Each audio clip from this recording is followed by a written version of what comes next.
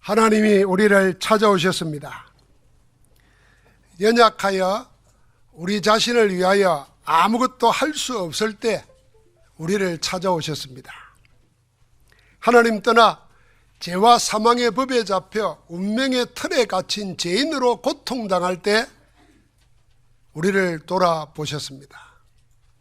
사단의 종으로 하나님과 원수되어 있을 때 하나님은 우리를 찾아오셨습니다. 이것이 하나님의 큰 은혜입니다. 하나님의 은혜로 충만하여 우리를 찾아오신 분이 우리 주 예수 그리스도이십니다. 예수 그리스도 안에서 나타난 하나님의 은혜를 아는 자는 자기 인생을 두고 노래합니다. 은혜 입은 자의 인생 노래는 딱 한 가지입니다. 감사입니다. 하나님의 은혜의 감사가 그의 인생 노래입니다. 구원받은 하나님의 자녀는 오로지 그 은혜에 감사하며 삽니다. 감사로 기도하고 감사로 찬양하고 감사로 예배합니다. 이것이 복음 누리는 자의 영적 예배입니다. 나이가 들어가면은 모든 게 감사가 느껴집니다.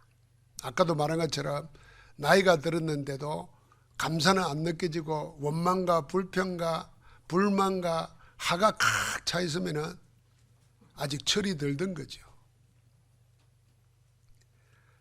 하나님의 은혜를 받고 나면은 받은 은혜가 어떤 것인지를 알고 나면은 그저 감사할 뿐입니다.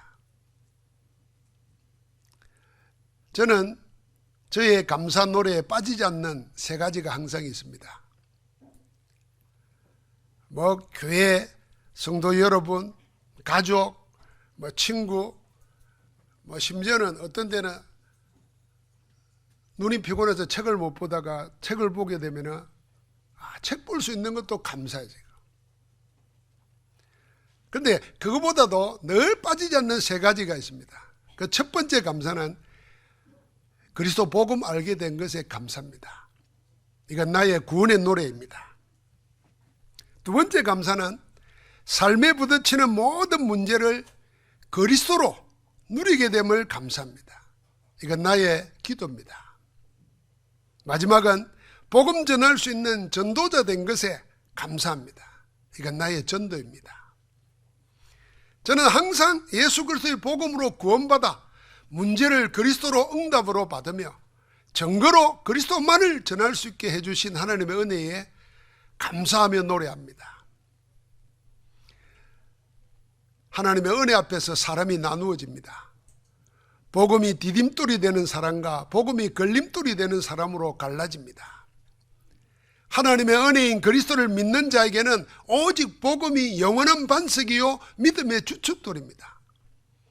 복음이 인생의 디딤돌이 되어서 성삼위 하나님을 향하여 도약합니다. 복음이 세상의 발판이 되도록 증거합니다.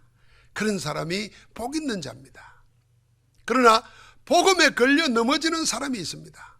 복음이 디딤돌이 아니라 걸림돌이 되는 사람입니다. 하나님의 복과는 거리가 먼 사람입니다.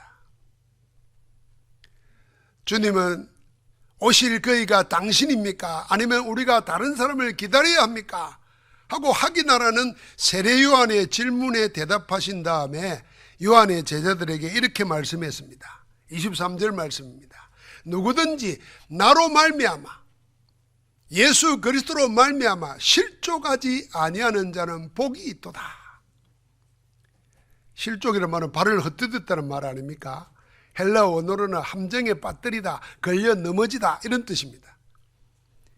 그리스도로 말미암아 함정에 빠지지 않는 자, 그리스도의 말씀에 걸려 넘어지지 않는 자, 말씀을 하나님의 말씀으로 받는 자가 복이 있다 하셨습니다.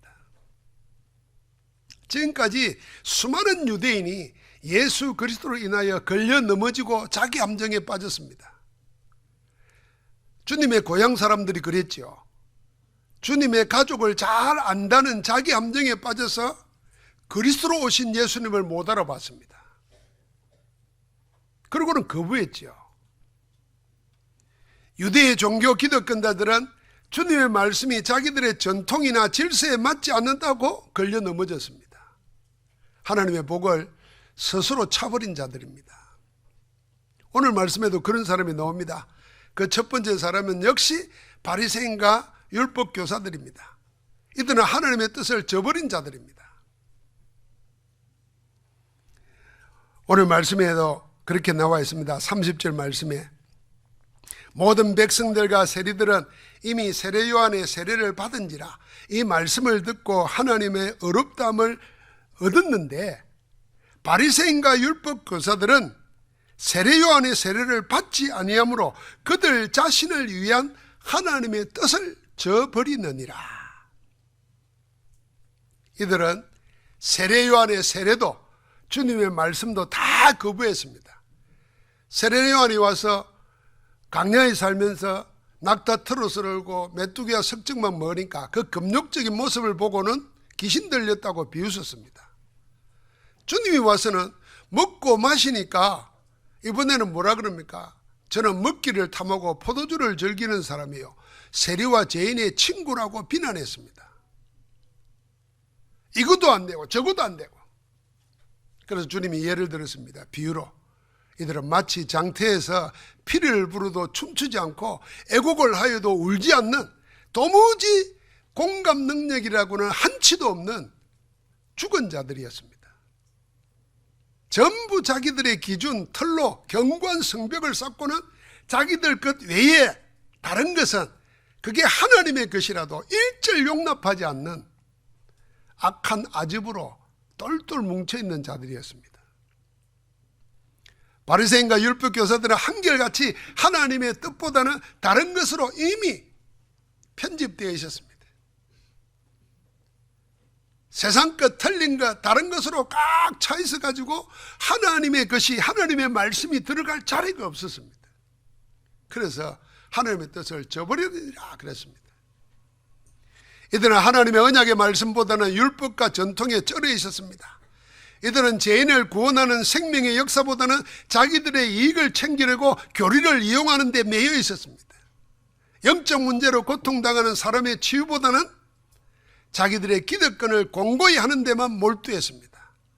하나님의 말씀을 들으려 하지 않았습니다. 이들에게는 하나님 나라를 예배하려는 세례 요한의 회개도 그리스도의 능력으로 나타나는 하나님 나라의 말씀도 받아들이지 않고 모두 거부하고 반대했습니다. 이렇게 해서 유대 종교의 기득권 자들인 바리새인과 율법 교사들은 하나님의 뜻을 저버렸습니다. 전부가 복음에 걸려 넘어진 자들입니다. 복음에 걸려 넘어지지는 않았지만은 복음으로 오는 갈등에 헤맨 사람이 있습니다. 그가 세례 요한입니다. 누가복음 7장 18절부터 20절에는 세례 요한의 의문과 갈등이 나옵니다. 세례 요한 지금 감옥에 갇혀 있습니다. 헤롯이 자기 동생의 아내 헤로디아를 취한 일이 잘못된 일이라고 지적하다가 왕의 미움을 받아서 감옥에 갇혔습니다. 자꾸 감옥 안에서 시간이 흘러갑니다. 감옥에 갇힌 세례 요한에게 예수님께 대한 의문과 갈등이 일어났습니다. 과연 예수님이 메시아인가? 아니면 다른 일을 기다려야 하는가? 만약에 메시아라면 왜 아직까지 하나님 나라가 나타나지 않는가? 언제까지 불의와 부정이 판치는 이런 세상이 계속되어야 하는가? 이런 갈등으로 자기 제자들을 주님에게 보내서 확인하라 합니다. 세례 요한은 이미 예수님이 누군지 알았습니다. 그래서 자기에게 세례를 받으러 오는 주님을 보고 뭐라 그러냐면, 보라, 세상 죄를 지고 가는 하나님의 어린 양이로다. 하나님의 아들이라고 정언했습니다. 세례 요한의 역사가 일어나니까 사람들이 막 이 사람이 메시아 아닌가 하고 막 쫓아오거든요. 묻거든요. 그럴 때 세례 요한은 이렇게 말했습니다. 나는 메시아가 아니다. 나는 내 뒤에 올 그분의 신들매 풀기도 감당치 못할 자로다. 그러면서 그는 흥하여야 하겠고 나는 쇠하여야 하리라. 그렇게까지 신앙 고백한 사람입니다. 그런데 지금 감옥 안에서 자기 제자들을 주님께 보내어 오실 메시아가 당신입니까? 아니면 우리가 다른 일을 기다려야 됩니까? 이렇게 묻고 있습니다. 주님이 메시아라는 이전의 자기 고백이 흔들리고 있는 겁니다. 다른 것도 아니고 주님이 그리스도라는 신앙이 흔들리고 있습니다. 여러분, 우리가 세상 살아가다가 여러 가지 문제나 어려움이나 여러 가지 갈등이 있는 상황이 오게 되면은 이런 의심, 이런 회의를 가지고 신앙 자체가 흔들릴 수도 있습니다. 세례 요한은 왜 그리 되었을까요? 세례 요한은 하나님 나라가 언제 어떻게 임하는지 하나님 나라의 성격과 때를 착각하고 있었습니다. 언제 하나님 나라가 임해서 이 세상의 불의와 부정이 심판을 받고 하나님의 공의가 이루어질 것인가? 지금인가? 아니면 더 기다려야 하는가? 이런 생각을 하고 있었던 겁니다.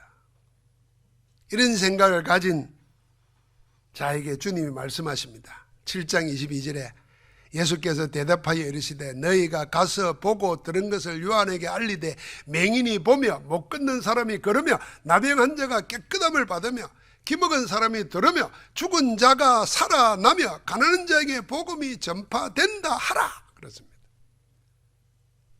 여러분, 이 지금 내용은 이미 주님이 나사렛 해당에서 공적인 메시지 첫 번째 하실 때 이사야 61장 1절 2절을 인용해서 메시지 하신 게 있습니다.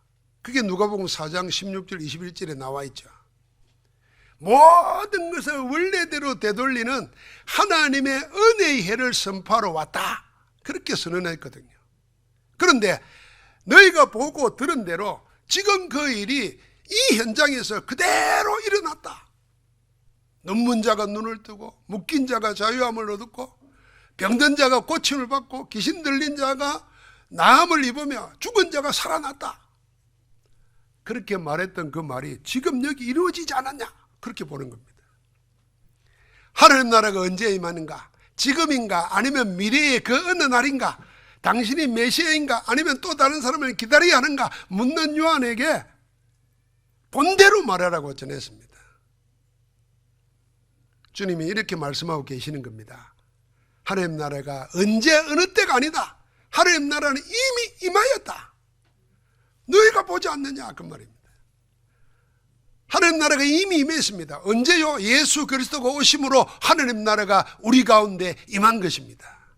그래서 온갖 질병에 시달리며 고통당하는 자들이 나음을 얻고 더러운 귀신 들린 자들이 고침을 받고 세상에 끝났다고, 세상에서는 끝났다는 사람들이 다시 살아나고 일어나는 겁니다.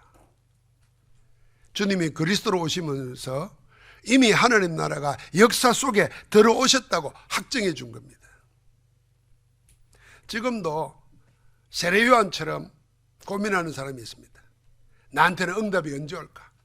하나님 살아계시면 어떻게 이렇게 오랫동안 내가 이렇게 시달려야 하는가? 이러면서 그리스도 복음 자체에 대한 회의를 품고 있는 자들이 올 수 있어요. 주님이 그때 말하는 겁니다. 너희가 보고 들은 거 그대로 말해라. 이미 우리 안에 일어나고 있는 거, 하나님 나라, 그걸 찾아야 되는 겁니다. 그래서 제자들에게 결론지어 말합니다. 요한의 제자들에게 누구든지 나로 말미암아, 예수 그리스도로 말미암아, 복음으로 말미암아 실족하지 아니하는 자가 복이 있다. 세례 요한은 복음에 넘어질 뻔한 사람입니다. 자기 생각대로 되지 않는 것에 대한 초조함이 그렇게 했는지 모릅니다. 그런 요한에게 주님은 무슨 일이 있어도 네가 보고 들은 것 통해서 확인하고 확정해라. 그리고 절대 복음 때문에 흔들리지 마라. 복음에 굳게 서라. 이렇게 말씀하는 겁니다. 사랑하는 성도 여러분, 예수 그리스도로 말미암아 실족하지 아니한 자가 복이 있습니다.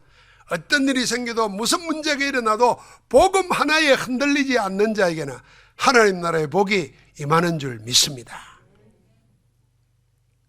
주님은 그런 세례 요한이 어떤 사람인지를 말씀하셨습니다. 7장 24절 28절을 보니까 세례 요한은 메시아의 길을 예비하러 그리스도 앞서 보냄을 받은 자라 하였습니다.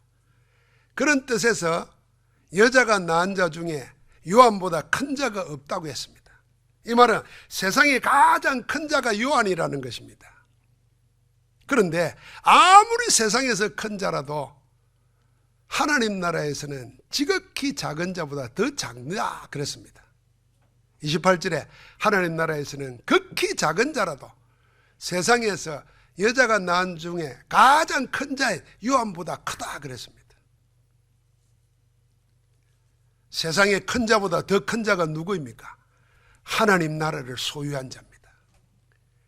그 마음과 생각 속에, 그 영혼 속에 하나님 나라를 가진 사람은 세상에 가장 큰 자보다 더 큰 자입니다. 그럼 어떤 사람이 그 영혼과 마음에 하나님 나라가 임하여 하나님 나라를 소유한 사람입니까? 누가복음 17장에 보면은 20절 21절에 바리새인들이 주님 앞에 나와가지고 물었습니다. 하나님 나라가 어느 때에 임하나이까? 이렇게 물었어요. 그때 예수께서 대답했습니다. 하나님 나라는 볼 수 있게 임하는 것이 아니요 여기 있다 저기 있다고도 못하리니, 그러면서 말합니다. 하나님 나라는 너희 안에 있느니라. 여러분, 우리가 가야 될 하나님 나라가 있습니다. 그게 천국입니다. 그러나 주님은 지금 무슨 말을 하냐면 우리 안에 임한 하나님 나라, 그걸 말하는 겁니다. 제가 여러 번 이야기했지 않습니까? 일제시대 때 일본 경찰에 잡혀가지고 곤욕을 치르고 있는 이승복 목사님 보고 예수 천당 늘 이야기하니까 그 사람 물었어요. 천국이 어딨냐? 나한테 보여봐라. 일본 순사가 그리 물었단 말이에요. 그러니까 이승복 목사님 그랬다잖아요. 천국 본점은 저 하늘에 있고 지점이 여기 있다 이랬어요. 내 안에 있다 그랬어요. 알고 계신 거예요. 임마누엘이 뭔지를. 우리 안에 하나님 나라가 임하여 있습니다. 예수가 그리스도이심을 믿고 영접하여 구원받은 자는 하나님 나라의 백성입니다. 이 말은 영으로 임하는 하나님 나라가 그 안에 이미 들어와 있다는 말씀입니다. 여러분과 내 안에 임하여 있는, 우리 안에 있는 하나님 나라가 무엇입니까? 하나님께서 예수 그리스도 안에서 회복해 놓은 9가지 세팅, 영적 축복, 그게 우리 안에 임하여 있는 하나님 나라입니다.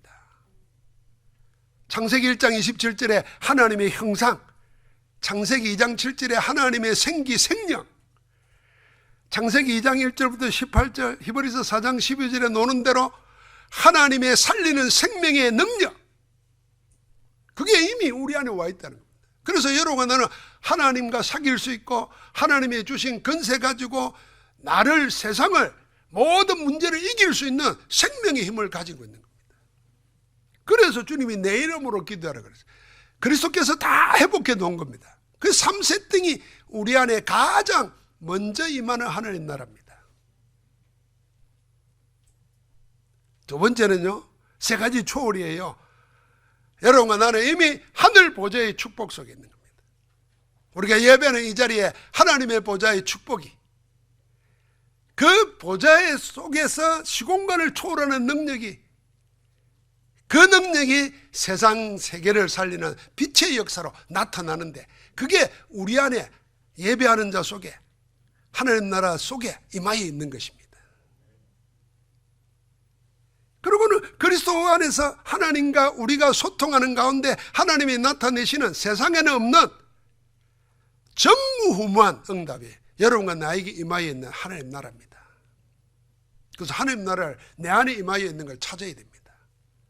여기 임하여 있는데도 마치 손에 보물을 쥐고 보물 달라고 막 허우덕대고 쫓아다니는 것과 똑같은 거예요. 우리 안에 임하여 있는데, 아이고 이걸 내가 어떻게 알 수 있습니까? 하나님의 말씀을 보라는 겁니다.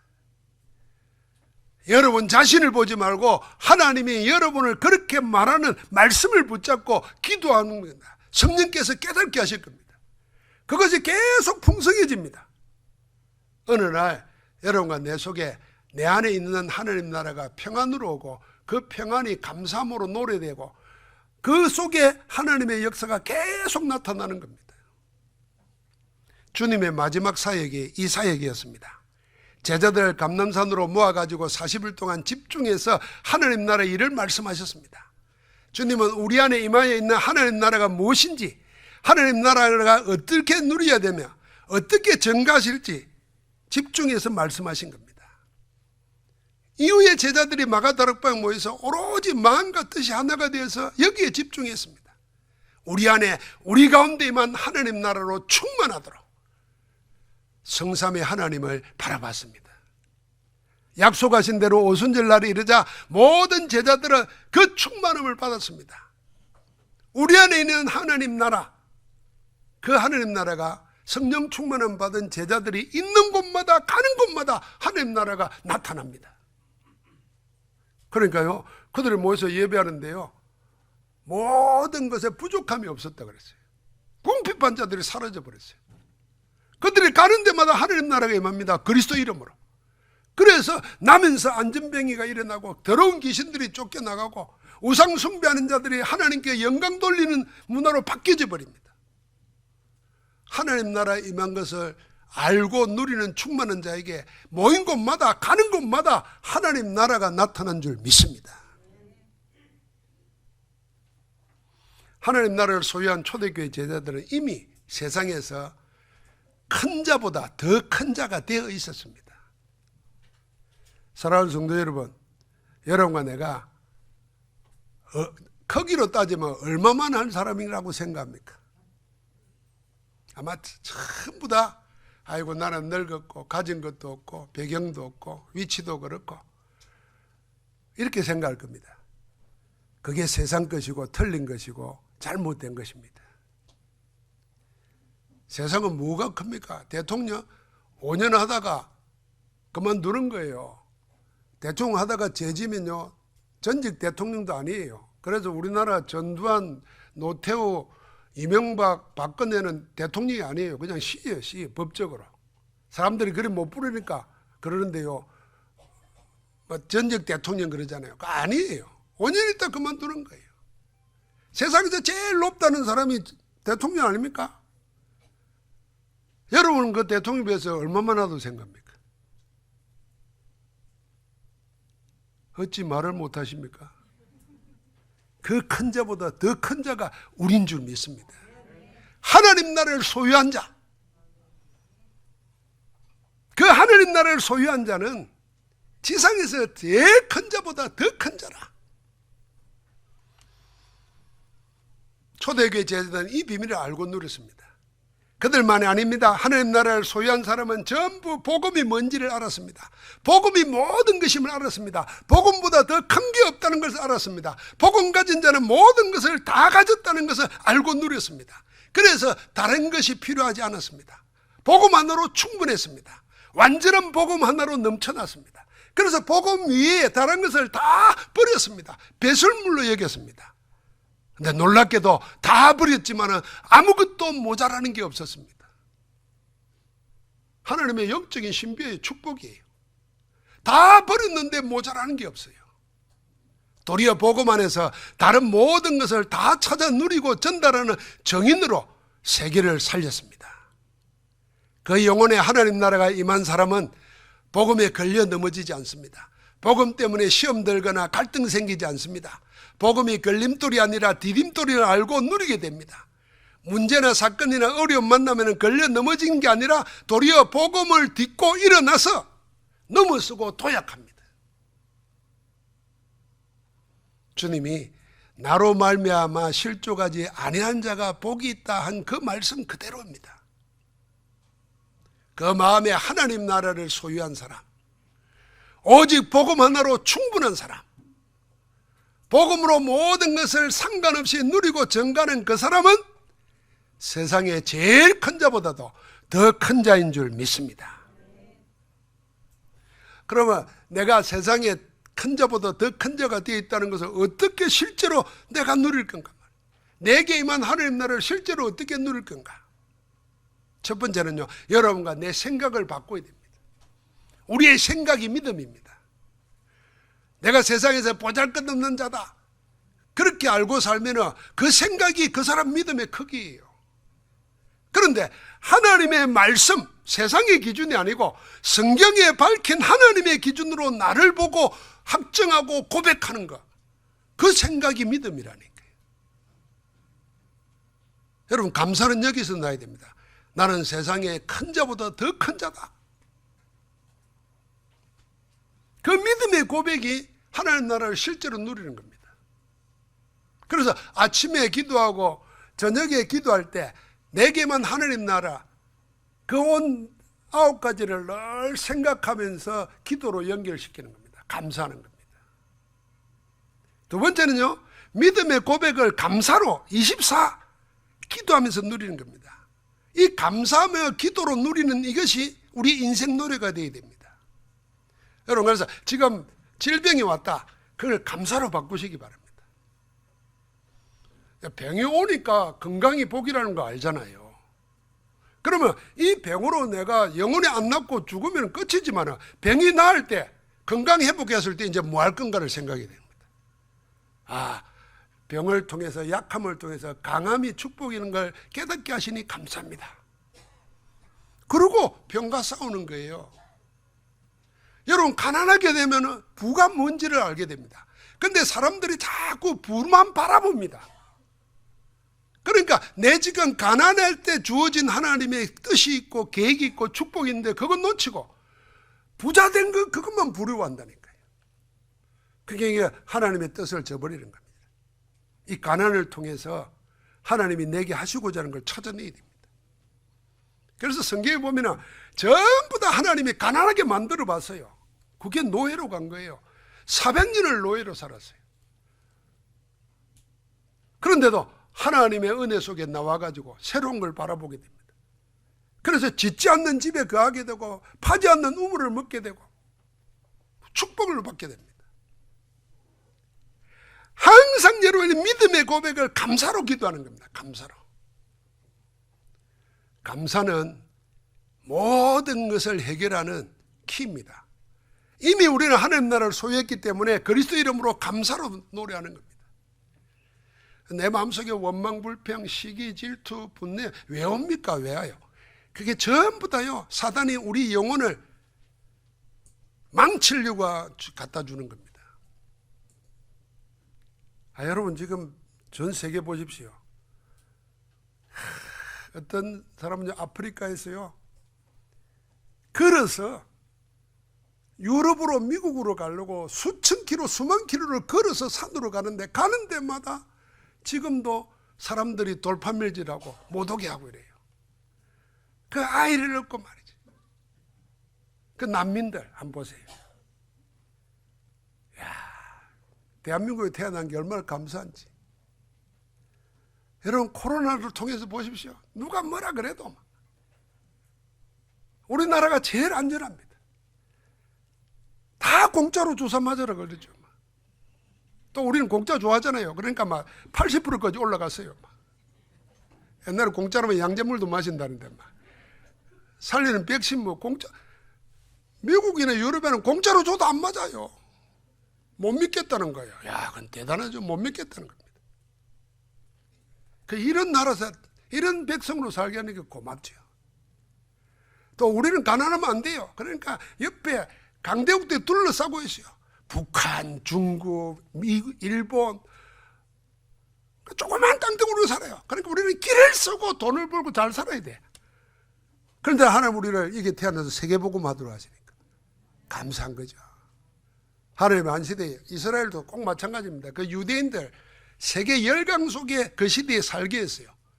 그래서 오직 하나님만 의지하고 하나님의 언약대로 할 때 세계를 살렸어요. 우리를 그렇게 몰아가는 거예요. 여러분 생각해봐요. 이 조그만 땅덩어리, 동가리 난, 두동강 난 땅덩어리. 성질도 제일 안 좋은 한국 사람들. 그런데 세계를 지금 살리고 있어요. 여러분, 감사할 게 천지입니다. 마지막으로 여러분과 내가 하나님 나라 비밀을, 이 5천 종족, 이 렘넌트들, 복음 없이 망하는 한국에 와 있는 다민족들 살리고 전달해야 되겠다는, 그게요, 내게만 하나님 나라를 확인하고 누리는 겁니다. 사랑하는 성도 여러분, 우리는 세상에서 가장 큰 자보다 더 큰 자로 하나님 나라를 소유하고 복음 가진 자입니다. 복음 안에서 모든 걸 회복하고 전달하고 누리기를 주의 이름으로 축복합니다. 하나님 감사합니다. 우리를 복음 안에서 살게 하시고 하나님 나라를 누리고 살도록 하나님의 그 되게 하심을 감사합니다. 온 세상 살리도록 복음 언약 붙잡고 24 집중하다가 내게만 하느님 나라가 손으로 만지고 눈으로 보고 남들이 보고 인정할 수 있도록 드러나게 하옵소서. 예수 그리스도 이름으로 기도합니다. 아멘.